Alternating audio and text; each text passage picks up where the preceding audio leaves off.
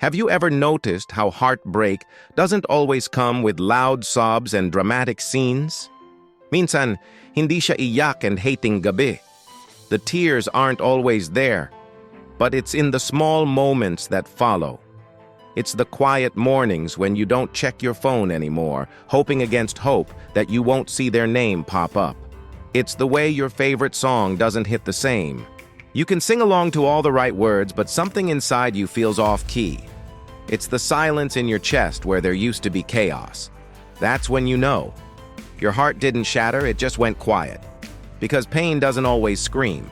Sometimes it just settles in, like an old tenant in your soul who's been there too long, refuses to leave. It stops demanding attention. It just exists, a constant reminder that you've been hurt before and you're not the same. The loud ache becomes a steady hum you've learned to live with. And maybe that's the scariest part, not the crying, but the acceptance. The way you start moving through life without the hope that once lit you up. You smile, you laugh, you live, but something inside you has turned the volume down. You still hear the echoes of what once was, but it's quieter now. And that's the hardest thing about quiet heartbreak, learning to live with the echoes. It's hard to say when the quiet started.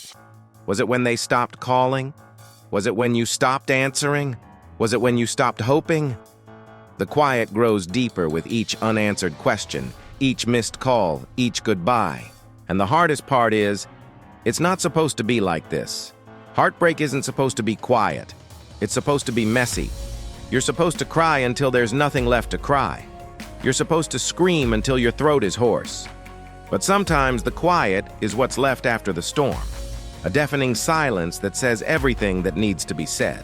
You learn to live with the echoes because some scars don't need to be shown. Some wounds are too deep to be spoken about.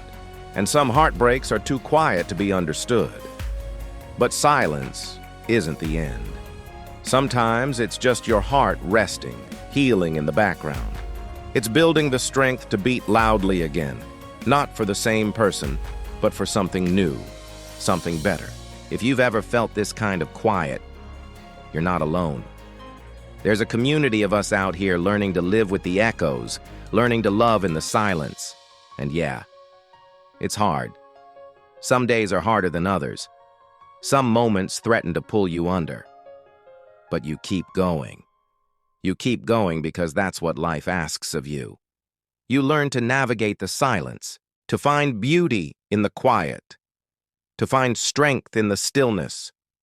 And slowly, so very slowly, the echoes fade. Not completely, but enough for you to hear the next chapter playing in the background.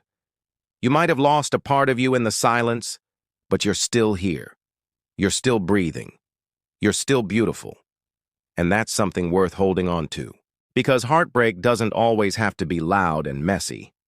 Sometimes it can be quiet, but that doesn't make it any less real.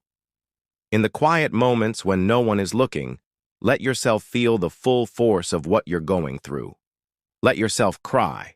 Let yourself scream. Let yourself be angry. And when the quiet returns, let it be a sign that you're healing, that you're strong, that you're ready to move forward. Because silence can be healing. Silence can be peaceful. Silence can be a new beginning.